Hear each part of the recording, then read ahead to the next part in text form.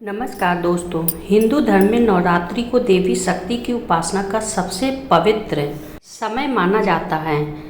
2026 में चैत्र नवरात्रि 19 मार्च से शुरू होकर 27 मार्च तक मनाई जाएगी। क्योंकि यह पर्व बसंत ऋतु में आता है, इसलिए इसे बसंती नवरात्रि भी कहा जाता है। इन 9 दिनों में माँ दुर्गा के 9 स्वरूपों की पूजा की जाती है। उनसे शक्ति, समृद्धि और सुख शांति का आशीर्वाद मांगते हैं। नवरात्रि के दिनों में देश भर के मंदिरों और घरों में विशेष पूजा अर्चना की जाती है। कई श्रद्धालु 9 दिनों का व्रत रखते हैं। कलश स्थापना के साथ माँ दुर्गा की आराधना की जाती है और माना जाता है कि इस दौरान की गई पूजा से नकारात्मक ऊर्जा दूर होती है और जीवन में सकारात्मकता का संचार होता है। धार्मिक मान्यता के अनुसार नवरात्रि की शुरुआत जिस दिन से होती है, उसी आधार पर यह माना जाता है कि माँ दुर्गा किस वाहन पर सवार होकर पृथ्वी पर आएंगी।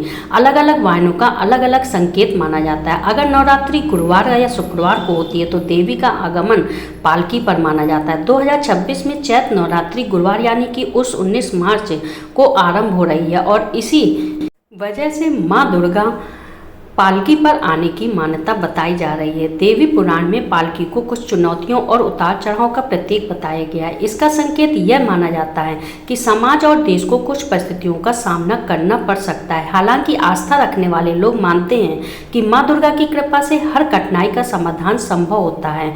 नवरात्रि का समापन 27 मार्च को होगा और शुक्रवार का दिन है। धार्मिक परंपराओं के अनुसार शुक्रवार को माँ दुर्गा हाथी पर सवार होकर विदाई लेती हैं।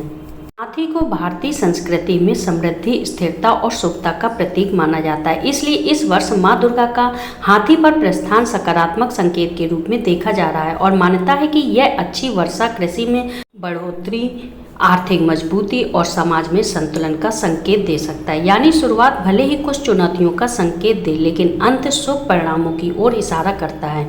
चैत्र नवरात्रि का धार्मिक महत्व भी बेहद खास है। पौराणिक मान्यताओं के अनुसार इसी समय देवी दुर्गा का प्रकट हुआ था।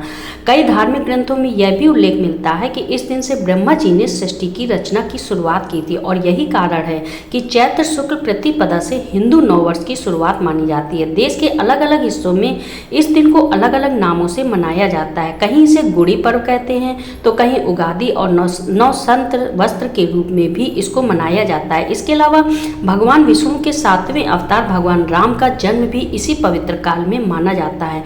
इससे इन 9 दिनों का महत्व और ज्यादा बढ़ जाता है। ज्योतिषी मान्यताओं के अनुसार इस बार की नवरात्रि कुछ राशियों के लिए विशेष रूप से अनुकूल मानी जा रही है। सिंह, कन्या, धनु, मेष और कर्क राशि के जातकों के लिए यह समय नए अवसर लेकर आ सकता है और ऐसा माना जाता है कि माँ दुर्गा की कृपा से इन लोगों के जीवन में प्रगति, आर्थिक स्थिरता और परिवार में सुख समृद्धि के योग बन सकते हैं। भक्तों का विश्वास है कि नवरात्रि के इन पावन दिनों में सच्चे मन से की गई पूजा और साधना से माँ दुर्गा प्रसन्न होती हैं और अपने भक्तों के लिए सब मनोकामनाएं पूरी करती हैं।